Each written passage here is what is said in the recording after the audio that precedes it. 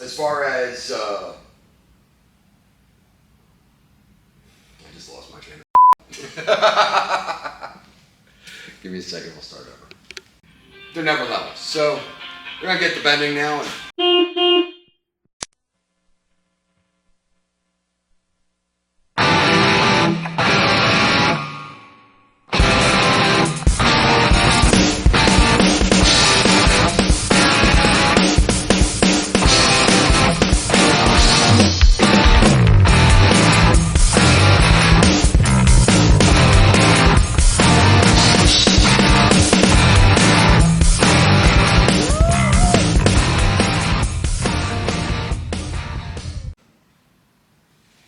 What's happening, guys? JD at JD's Custom Buggies. So this is video number 2. I know it's been a while for an update video on this, but we've just kind of been a little busy. This is MBX number 62. Started life with the Trailmaster XRS 150. It was actually, this particular chassis was my niece's race buggy for a while there. And she's been in my wife's buggy lately, so don't need this thing laying around. And this just seemed the quickest way to get this project done for the guy. So started life as an XRS 150, seen many MBX races. The reason why, if you look at the previous video, the reason why we're using this is because all the suspension work's been done to it as far as the, moving the shock mount is all set up already for blaster shocks all the way around. So at this point, we're going to slap the cage on it. Once we get the cage on it, we can get the chassis pretty much painted and basically just do an assembly on it. And that's, again, a big chunk of why we're doing it this way. So normally, I've even watched a couple guys doing cage videos on go-karts and buggies and stuff like that on video. It's been a while, but when I originally started using the bender, I used to draw my stuff out on the floor and everything, find the angles and whatnot. As I've gotten more used to using the bender and doing cages, because I've got quite a few under my belt now, I've kind of taken artistic license with the whole process, and just to quicken things up and to make it more fun for me, I just kind of wing it. I'll use a tape measure and whatnot, get some measurements, and just kind of, I don't know, fly by the seat of my pants. So I don't do a whole lot of drawing. You'll just see me kind of bend, and then come up, with an idea. I don't have an idea of what I'm doing now. I usually don't until I get a couple of bends, maybe a hoop or two on the machine, and then kind of go from there. Rule number 1, though, whether you're doing it the right way or the wrong way, like I'm going to do it, you want to make sure that your chassis is level, perfectly level, right? At least as level as you can get it, which is the case with this. So what I've found from doing a lot of cages on like the Chinese buggies, it's very rare that 2 are done exactly the same. It's very rare that 1 is completely level from back to front. So what I'll do is I'll take a level, I'll put on 4 level jack stands and take my level and then go across my, I'm not so worried about level this way as I am side to side, because you don't want to see your cage tube at a lean. So I will take all my horizontal bars going across from left to right, take a measure, put a level here, and here, and here, and here. And what I found is on 4 level jack stands, this guy's perfectly level, but the front was at a lean. So I did end up shimming the front right corner with some 3/16 flat stock, and then got my average. So is it perfectly level all across the board? No, because when I got this more level, I lost a little level here. So what I'm going with is the average, and that's the best I can do. I mean, unless you're starting from scratch, where you can sit there and make sure. If I were to start on this fat table over here and just start from scratch, I know this table's level, so then it would be much easier. But when you're starting with an existing thing that came from China, then it gets a little more difficult. So the best thing that you can do is just take your average. But you do want to make sure you just don't want to slap it on 4 jack stands or some flat surface, assume it's level and go, because the chassis itself probably won't be level. So we're just going to get started. Probably let the camera run and go and make a cage. The plan is to get this done really quick. Alright, so measure the piece of tube. Found the center. I basically use a fixed point on the bender. the right way to do it would be, like if you're just buying a bender for the first time, and what you're gonna wanna do is find something that's a perfect 90, and then you set up your dial here, which I rarely use anymore. But there's a dial with an indicator. It's basically a piece of wire that hangs off each die, and as you're bending, it tells you where it is on the dial. Thing is, if this indicator moves, and it has to be somewhat loose, you kind of lose track, and that's kind of how I got in the habit of just not paying attention to that, not really caring about what angle I'm at, as long as I meet from point A to point B. So once you start the bend, and if your bender's level, once you start the bend and you're inside of both halves of the die here, pretty much your steel will be level. So I don't need to level this right now. What I'm going to do is I'm going to do my first bend, and then I'm going to turn it around where my mark is and do my other bend. At that point, because I've got a right angle going in here, what I'm going to do to make sure that I best get this level is on my, when this bend gets reversed and over here, I'm going to use a level and try and get this level, so as I make this bend, these two levels, or these two bends should be level with each other at the end, from end to end. Otherwise, you get like a twist effect. You got one leg, as you do a hoop, you got one leg pointing this way, one point, and you put it on the ground, you can pretty much see. That's what I try to avoid. Sometimes it happens. But that's what I'm trying to, that's where most of my effort's gonna go into. So, I got it hooked in right now where I need it, and I'm just gonna, it's hard to see from here, but each does a notch. As I pull this, boom, and then the bottom one clicks in, keep it from springing back. What I'm doing is I'm counting the notches that I'm pulling.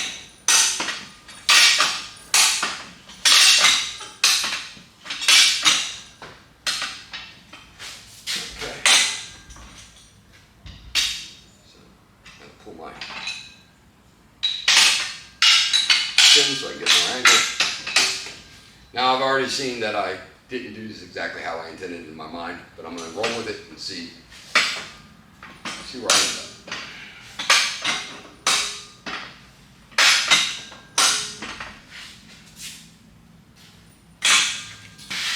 Grab a piece of soapstone.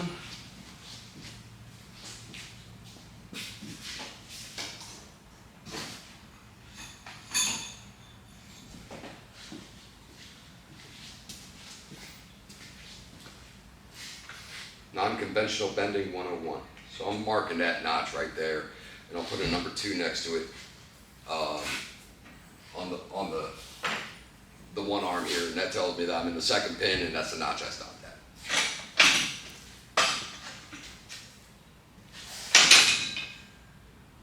Yeah, I already messed my thing up, but we're gonna apply with it and see what happens.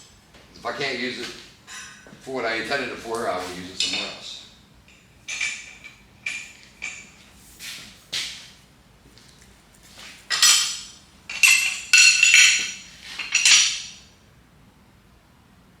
I think I know a way I can fix it, but we'll see.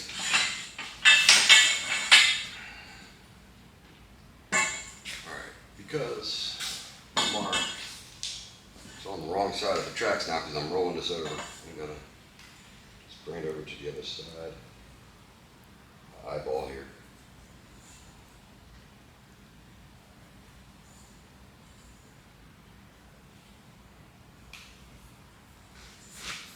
Back of my die. Go back to the first pin and line it up with the same spot that I used.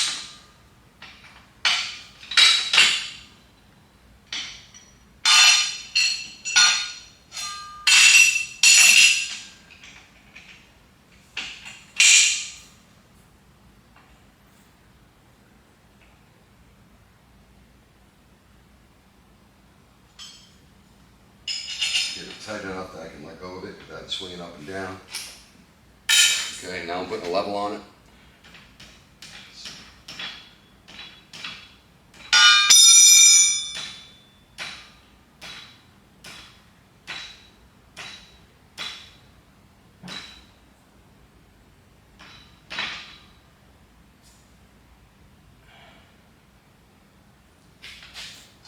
back in the die when I do it. All right, just twist it up a little.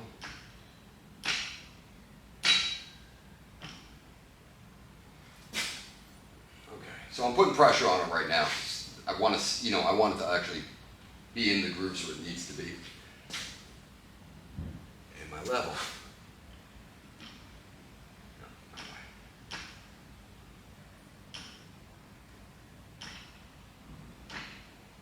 Just trying to be real meticulous with this because this is going to affect the rest of it. I don't want to throw it away, and it's going to affect the rest of it. So as I'm tightening it now, trying to make sure it don't twist on me. Okay. So now I'm going to start this one.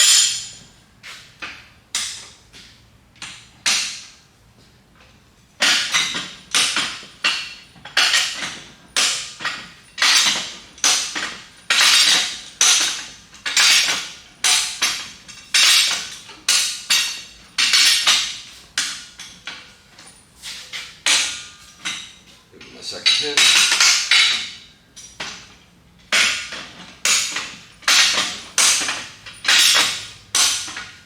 Okay. Now that's both angles the same.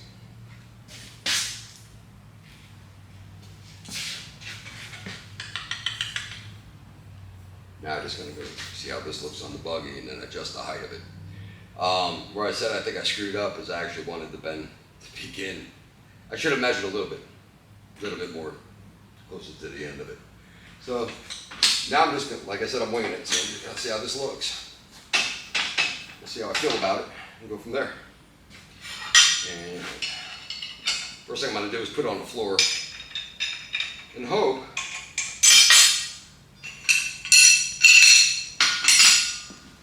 that the full 30 seconds I took to level it out paid off. Okay.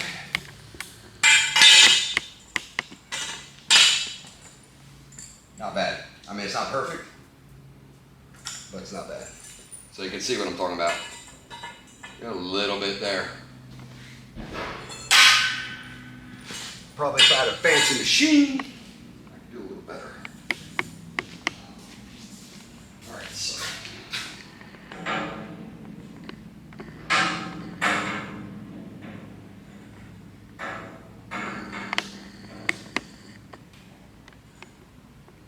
I'm going to roll with that.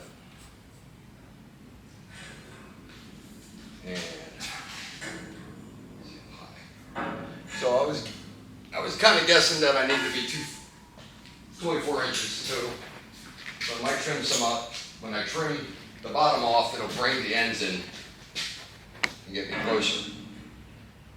So,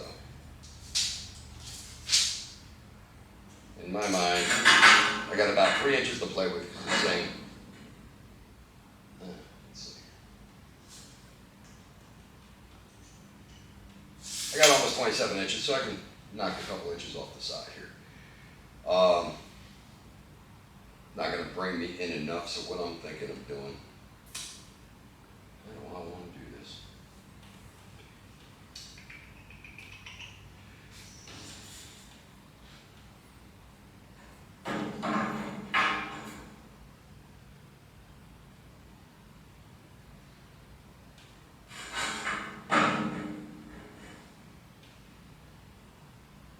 Okay, I think I've got something. So I'm going to put 2 notches in. I'm going to plant it.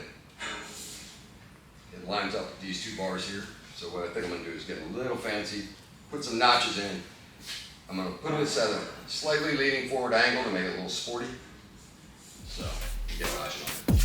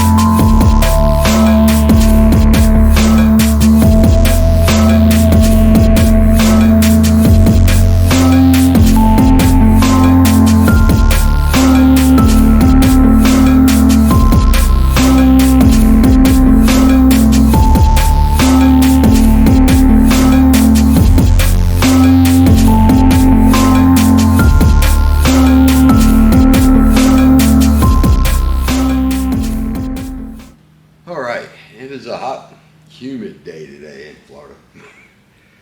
We've had some beautiful weather lately, but yeah, today it really showed its butt and we got really muggy out. But so this is where we're at right now. Like I said, we left the camera running just so you get an idea. There were a couple screw ups that I made. When I bent the first hoop and tacked it on there, I had to kind of go back through my memory and check my notes, but the guy had told me that he wanted, he wanted a race-ready buggy, but he wanted a passenger seat in it for his granddaughter. So I had to rethink the whole main hoop thing. The way I had it would have been perfect if it was single seat, and that's what my mindset was when we started. And then I got to thinking and went out there and looked at an old Trailmaster I have in the yard over there, and he was going to be banging his head if it didn't work. So went ahead and took the same hoop. Steel's too expensive to throw it away, so took the same hoop, cut it a little shorter, and put these two bends in it here, and made it a little more upright so that it gave it some height by mounting it here. The other screw up I had was when I made these down tubes, I notched one of them the wrong way. So I had to kind of make up for it here. Another one I notched the wrong way was over here. I'll go ahead and fill that in, so it's not a huge concern. Still have a little bit to do. Wanted to get basically the main cabin done and just the gas tank area and how it, all straightened up here. The next bit of it is I'm going to sit there and basically think of some braces. And what I try to do is think, okay, if it rolls over left or right, okay, what's going to take a hit? If this gets pushed, is it going to shift the whole thing over? So I do want to tie it into a couple other places on the cage. I don't just trust two down tubes coming down and being mounted in one spot. So either I'm going to kind of tie these in. I want to keep it from shifting in case it's a rollover. There's a couple things here. I might tie some stuff in here. And in the bracing, little straight and slightly bent pieces going around will give it a little bit of style too. I definitely want to do something across the roof. I don't know if I'm going to tie from here to here, from here to here. I've done a lot of double humps on my cages. I call them teepees, but so I still need to think this out, but so far she's coming really good. I want to say, let me see. I want to say we started at 10 a.m. somewhere around there. It might have been 10:30. It was a little late. It was a little later at the start than I thought, or that I planned on getting.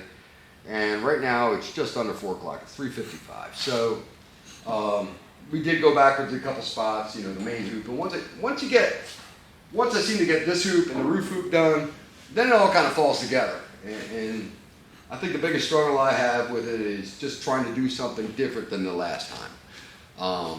But this is kind of an economy build, and although I want it to be as structural and tough as possible, we're under kind of a time clock on this to get it done. So, which is the whole reason why we went with this existing chassis anyway. So, once I would say probably another afternoon, and I can get all this stuff tied in that I want to get it tied in. Probably more work is going to go into just the finished welding, flipping this thing upside down, getting to all the little nooks and crannies where you just can't do it while it's upright. Everything is basically tacked. There's a couple of real welds on here, but not many. But we'll flip it, get it welded up, clean up any welds, boogers, this, that, the other thing, get it ready for paint. So it'll probably, the cleanup process and finish welding process will actually take almost as long as it did to actually bend these tubes and get them tacked into place.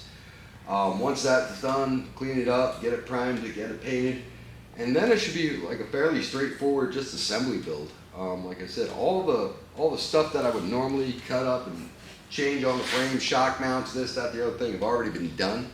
So that should save us some time. So at this point, it's just a matter of, I know we have a race this week, the following weekend, and then somewhere in May, I'm planning a trip to go back to Tennessee. So I'd like to get this maybe as a roller by Tennessee, by the time I leave for Tennessee, which would be nice. But you just never know that what comes along in between point A to point B. So that's where we're at right now. This is going to be the number 62, and that's all I got for you. If you need parts, go to gotbuggies.com. If you haven't already, hit like and subscribe. And that's it for now. JD's out.